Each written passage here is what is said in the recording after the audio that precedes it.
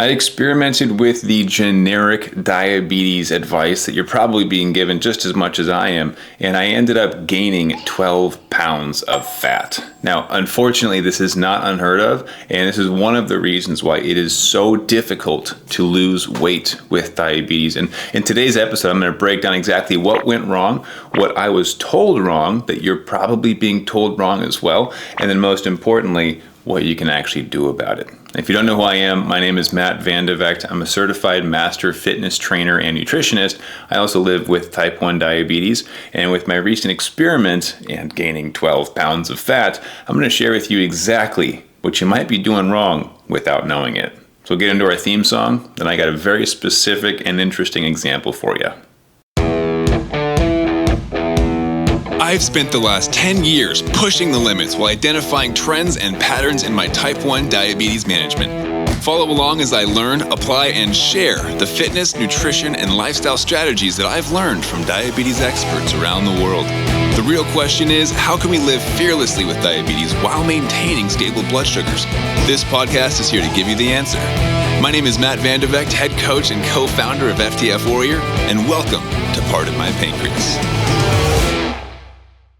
I'm training for a half Ironman right now, which the race itself is 70.3 miles. And in this race, there's a lot of demanding pieces to it, right? Like I have to swim and then bike and then run. And recently I've had to increase my training a lot to catch up because admittedly, I've procrastinated and I just didn't want to do it, okay, as far as the training goes. But in this process, I thought, you know what, I'm going to experiment and just follow the generic diabetes advice that I've been given over the years by my medical team, my endocrinologist, dietitian, doctor. We're going to see if what they say works. Spoiler alert, I know it doesn't work, but I wanted to just kind of see where it would take me. And 2 days ago, I went for a 60-mile bike ride. It was a lot. A week before, the longest I had ever done was 40 miles. A week before that, the longest I had ever done was 20 miles. So in 2 weeks, I had tripled my longest distance ride because it's out of desperation. I need to catch up to my training. But in that process, discovered some really interesting things like fat gain. Which you think, Matt, you just biked 60 miles. How is it possible that you've gained fat when you burned over 1,000 calories in a single workout? I know, right? Very confusing. But there's a couple pieces that you might be missing, and this is what I wanted to go through today. Now, weight gain in type 1 diabetes, you might be in the same boat as I was 2 days ago in this specific workout where during my bike ride, I had to actually eat sugar to avoid going low, right? And this happens so often in clients I take on, and we start working them through their different weight loss goals as well, is we look at hypoglycemia or low blood sugars as one of the leading causes of difficulty for weight loss with diabetes. If you're going low, you have to eat sugar to fix the low. But then you gain the calories back that you just burned, right? And we call it the Hypo-Tornado. It's because it's a cycle that you repeat over and over and over again, and sometimes it's difficult to put a stop to it. Now, what's shocking is that during the 60-mile bike ride, I ended up consuming 202 grams of carbohydrates without taking fast-acting insulin for it. So I had multiple meals, essentially, while on the bike, and I never went out of range. In fact, I stayed between 84 and 150 the entire 3-hour and 8-minute bike ride. That's insane, right? Because, I mean, first of all, as someone who lives with type 1 diabetes, I have to take insulin for all the carbs that go into my mouth, right? Not necessarily. Now, during exercise, we have what's called a glucose burn, where we are burning glucose in order to complete the exercises, and I have to take glucose in to balance that. Now, a different example, or really an alternate method that I could use, is a temporary basal rate if I'm on an insulin pump, or just taking less insulin, so I don't have to do that, right?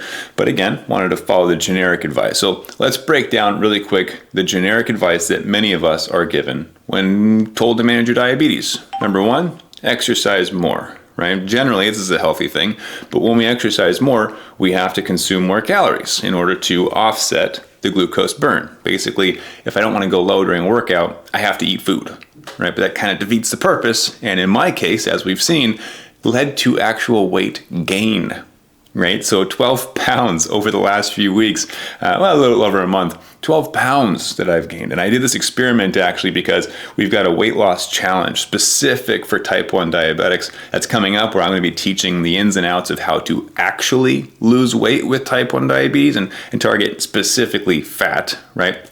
We're doing that in like a week or two, but maybe I'll give you more info on that towards the end. But I wanted to do this experiment for myself to prove not only that we know how to lose weight, but that we knew why we are gaining weight. Like, how are we shooting ourselves in the foot in the first place, and what mistakes can we avoid? And so in this situation, the first piece of advice that I was given was just eat a snack whenever you exercise.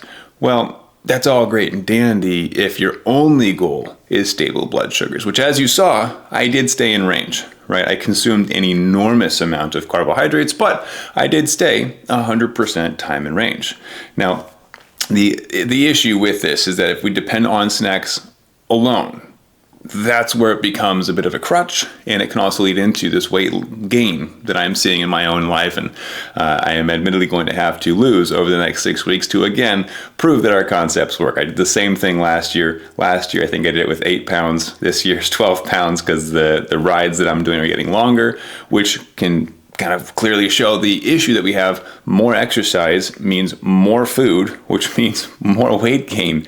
So it's this endless cycle where you can't exercise enough to outrun the hypos, which you have to treat with fast-acting sugar, which gets stored as fat. So it's this seemingly endless cycle that is incredibly frustrating, because the harder you try, the more difficult it gets. And oftentimes, in this example, the more steps backwards you take. In fact, if you've ever experienced what we call the Hypo-Tornado, right, where you exercise but then you go low and you have to eat more calories than you burned off in the first place, and you just feel defeated and frustrated, leave a comment below. I want to see if this is a common thing, and let me know your story. I mean, there was a time before where I had to get off the treadmill before I collapsed and drink 3 juice boxes. It was wild. I think I dropped 100 points in 20 minutes, something like that. Either way, I'd love to hear your thoughts. Add your comments.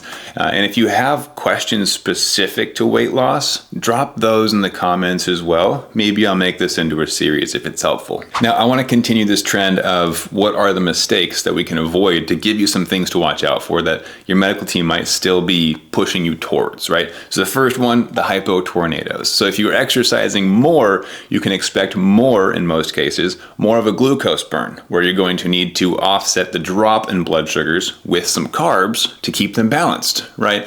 But that's not your only option. In fact, different types of exercises might yield a spike in blood sugars, which is the opposite response, right? You also have the option to adjust your insulin, which you should probably talk to your doctor about, but if your doctor is not supportive, it might be time to find a new doctor. I've fired my doctor in the past more than once, and I encourage you to do what's best for you. Be your own best advocate. So that's something you might want to seek out, some actual medical advice, because I can't give medical advice on YouTube like this. Now, with that being said, if you are seeing lots of drops during the day outside of exercise, it might be an insulin thing as well. You might need to adjust your actual basal rates or long-acting insulin, your fast-acting insulin if you're seeing lows after meals, right? But I say might because, again, can't give you specific advice on a generic platform like this on the internet, okay? It has to be more in a specific role. But if you are seeing lots of lows, you might be doing what we call feeding the insulin. So if you're constantly finding yourself in a need to snack in order to avoid low blood sugars, that's extra calories that you're consuming throughout the day that you might not be accounting for. And you think about, oh, I need 2,000 calories per day to hit my goal. Cool. But what about the extra 200 calories per day you're consuming in low snacks because of the constant drops in blood sugars, right? So this is a common one I see as well. We call it feeding the insulin because the insulin being too strong, there's too much insulin, we have to balance it with extra carbs, but those carbs we weren't planning for. So one of the best things you can do here is just to plan for lows throughout the day, or in my opinion, just fix the blood sugars in general. Like, stop going low, stop seeing these drops, and actually take the time to fine tune your insulin ratios. Another common mistake that I see is following the wrong diet for you.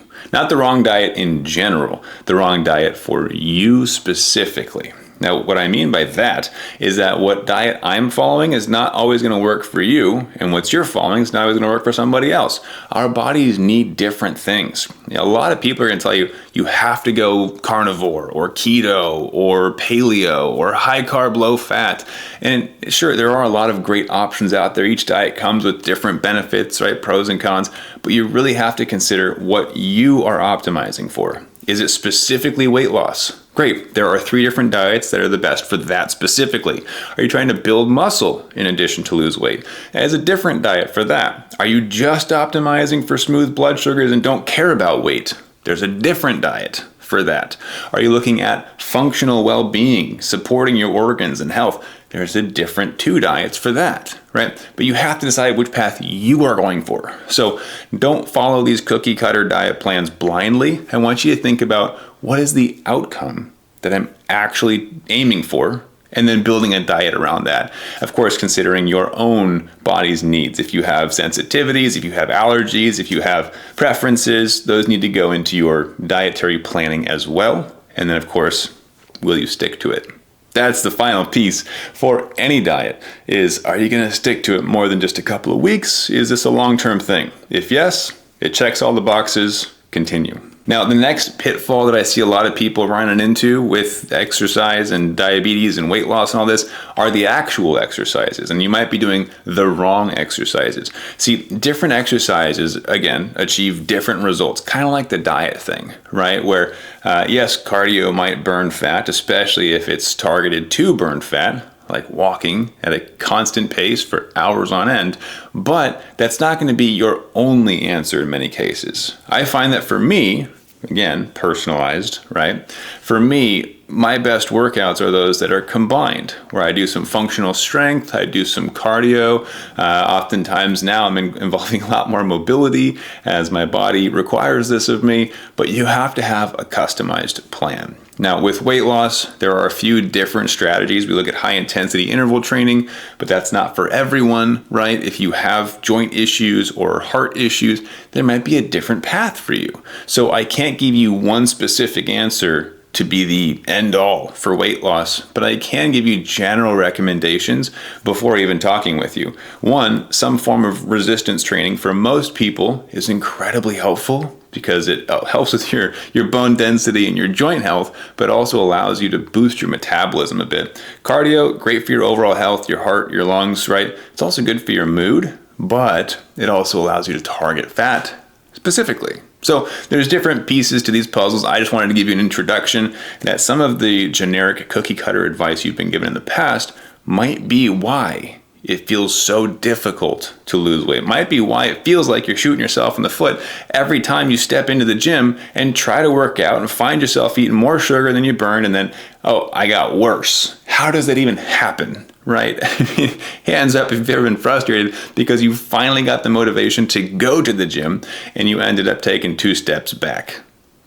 That's killer. That's so frustrating. Now, the last 2 are surrounding diabetes specifically. Now, number 1, this is probably the most common that I see holding people back, is not having blood sugars optimized for weight loss. Now, what I mean by that, I started talking about this earlier actually, where you are feeding the insulin, right? If your blood sugars are not cooperating, like let's say 80% of the time, okay, it's like a B minus, right? It's going to be more difficult for your body to function. It's more difficult for you to get to the gym, to have motivation, to have your diet on track. All these things start to fall apart when your blood sugars aren't in control. Now, of course, I've maintained 90% time in range for almost 5 years at this point. And when I say almost 5 years, my 90-day averages consistently show 93, 94, 95% time in range.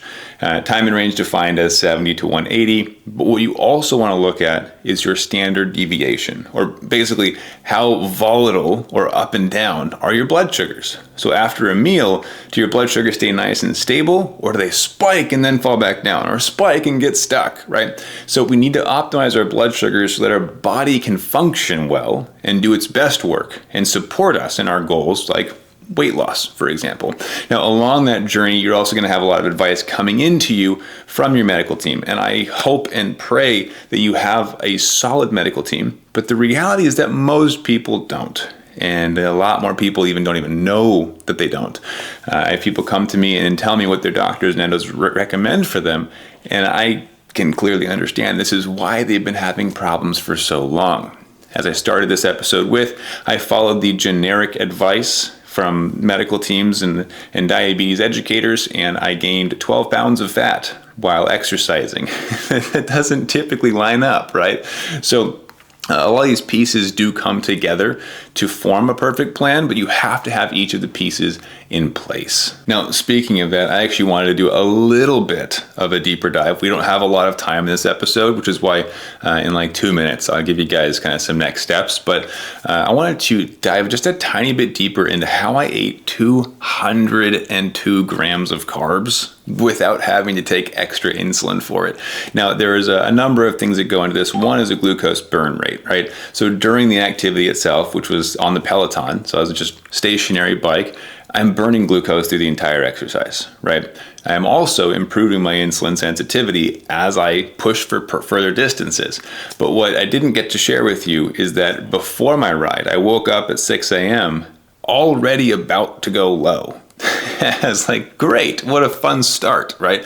Now the issue is that in addition to almost going low and headed towards the low, it would have happened if I didn't intervene, I also had insulin on board because my insulin pump likes to try to help. And unfortunately, it's not always going to be perfect, which is why during the day, I actually turn off my control IQ, or the smart algorithm that drives a lot of the decisions for my insulin pump, because I use what's called the 80-20 blood sugar formula. See, I can outperform any algorithm that's trying to help with my diabetes as long as I'm awake, right? But when I'm asleep, I do turn it on because what am I going to do? I can't take action from my dreams, right? Now, that being said, woke up heading into a low with insulin on board. So of the 202 grams of carbs, I anticipate about 30 of those, maybe 40, going straight to that situation. So right off the bat, we're down to like 160, right? So about 160 grams are required for the bike ride. Let's pick that apart just a little bit. 10 of those were actually, about 15 of those were right at the end and right after. So it was a delayed onset of insulin sensitivity, a little bit of a delayed burn of glucose, we'll call it. Okay, so there's another 15, we'll call it, so 160 down to 145. So now we're at 145 grams of carbs for a 3-hour and 8-minute bike ride. That is a little bit less crazy, but still a little bit crazy, right? Now, what I wanted to consider finally is that was a new record for me. 2 weeks prior, the longest distance I had done was 20 miles. So I had tripled my total distance in 2 weeks, which means I was still introducing new difficulties, intensities, durations, and types of exercises to my routines. And as we change our insulin sensitivity, our basal rates, or long-acting insulin, might need to change as well. So I had not optimized blood sugars for this ride. And that is the final piece of the puzzle that we're going to wrap up with before getting into more in depth, which diet does Matt follow and which other types of exercises are best? What's Matt's plan for losing the 12 pounds? I'm actually going to be revealing all of that in a 5-day challenge for weight loss for type 1 diabetes, because I don't have time in this episode to go through the 8 different types of diets, the 4 different types of workout schedules, and all these different pieces on how to optimize blood sugars. We don't have time for that, and I know most of you just wanted to stop in for some quick tips. So I hope you found this episode useful to grab a couple of quick tips, and at the very least to gain some clarity on how what your medical team has been gifting you isn't actually a gift, and oftentimes is filled with pitfalls that we would like to avoid, like feeding the insulin that actually cause us to gain fat, right? Now, it's not the insulin itself that we have to blame for the fat, but it's the entire strategy that we need to shift. We need to change, right? So how am I going to burn off the 12 pounds of fat that I put on from this little experiment of mine, right? Ultimately, I'm going to be doing a much deeper dive and detailing out all the steps in this 5-day challenge that we're doing. But I'm also going to be using the same or similar strategies that I did last year when I put on the 8 pounds of fat, when I first started training for triathlons. Now, step number one, I'm going to revisit the types of exercises that I'm doing. I'm actually going to add in more resistance training. And the reason is that it allows me to build more of we'll call it a fat burning furnace, right? That's without getting into the science behind it. It's allowing my muscles to take up some of the glucose, and it assists in that process. Now, two is diet. I want to look at my type of diet. My wife and I are actually in the middle of cleaning up our diets. So I'm going to be removing a lot of the added sugars. I'm going to be reducing a lot of the processed foods and just cleaning things up, but also looking at total calories because totals do still count. And number three, I really got to dial in my blood sugars. I'm still sitting at, I think this last week was 96% time in range for the week. But in addition to that, whenever we have weight gain or weight loss, our insulin needs actually can change. And I've seen that in my graphs as well, adding more or less corrections and seeing different pre-bolus timing and all that. So I need to revisit that, and I really got to dial in my blood sugars so that I'm not feeding the insulin or taking more insulin than is actually necessary, right? So those are the big picture strategies, but more detail as far as specific dietary changes, workouts, what are the blood sugar strategies on paper, those are the things that we get to spend more time doing in the challenge, which is why we have it in the first place, so that I can go in and deliver the absolute most value possible instead of trying to cram it into these episodes. But I hope this is still helpful for you.